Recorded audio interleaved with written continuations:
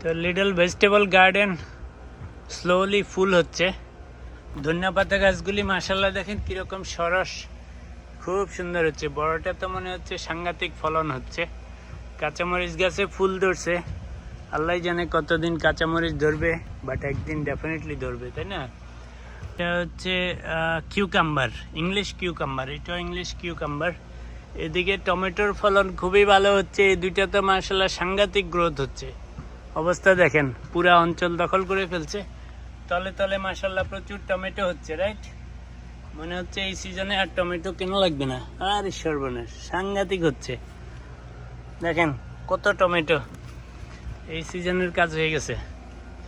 ওদের আবার গ্রোথ সাংঘাতিক, ওই ফুল কর্নার দেখে ফেলছে। I am super impressed with আমার এই যে সিলান্ট্রো, কি সুন্দর দেখেন, সাংঘাতিক সুন্দর।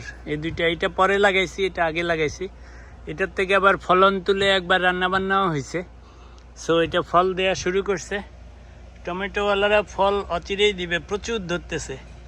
এগুলি লাল টমেটো, কতদিনে লাল হবে সেটা কথা, বাট একবার ধরা শুরু করলে মনে হচ্ছে বিক্রিও করতে পারবো, কি বলেন? তো যাই হোক, মাশাআল্লাহ ফলন খুব সুন্দর হচ্ছে, দেখা যাক কি হয়।